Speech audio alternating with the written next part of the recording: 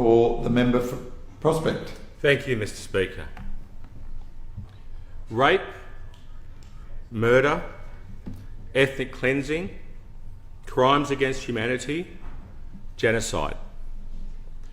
These terms are the Armenian of Australians of Prospect, words they are all too familiar with, as are the Armenians in the diaspora, terms they all know too well. The Armenian Assyrian Pontian genocide was 118 years ago, but we still see these crimes against humanity being repeated. This time in Artsakh.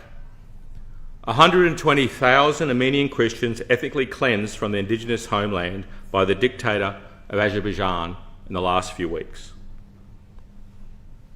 From the 24th to 28th of September 2023, I co-led a joint New South Wales Victorian Parliamentary Friends of Armenia delegation to the Republic of Armenia.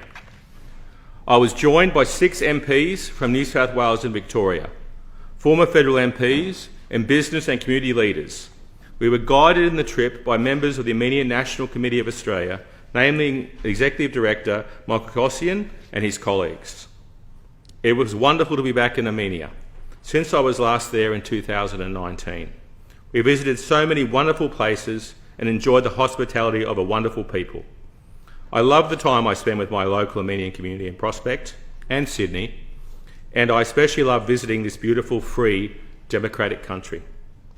Sadly, the trip was overshadowed by the crimes of Azerbaijan and its actions to ethnically cleanse 120,000 Armenians from their indigenous ancestral homeland of Artsakh, or as the Turks call it, Nagorno-Karabakh. The parliamentary delegation arrived in Yerevan and we were briefed that the Azeri army was now in control of the Nagorno-Karabakh region and pushing to take the capital and seize the control of all towns. The elected members of the Artsakh parliament had refused to leave, and a siege was expected. Tens of thousands of men, women and children were fleeing to across the border to relative safety of the Republic of Armenia. All had only one exit to escape, the Lackland Corridor, which was being controlled by ineffectual Russian peacekeepers, but in reality, the Azerbaijan armed forces. They were interrogating all persons going through the checkpoints. A blacklist of members of the Artsakh Parliament, senior military officers, religious leaders and community leaders were already posted. Those detained found themselves under arrest and placed in chains, and we have seen in the media they are now prisoners in Baku. My parliamentary colleagues and I travelled to the refugee camp on the border and spoke with refugees, members of the International Committee of the Red Cross and other aid agencies attempting to assist in the unfolding humanitarian crisis. They told horrific stories of rape, torture, murder, looting, arson, destruction of Christian churches, holy places, and the Armenian cultural heritage, all at the hands of the Azeri military. With my fellow MPs, we packed food and essential aid to the refugees. Willoughby and Ryde Council both provided aid funding. And I note and thank the recent efforts by Jerome Luxdale, the member for Bennelong, for his actions to organise $500,000 aid commitment from the federal government. I spoke to Jerome about this while I was in Armenia.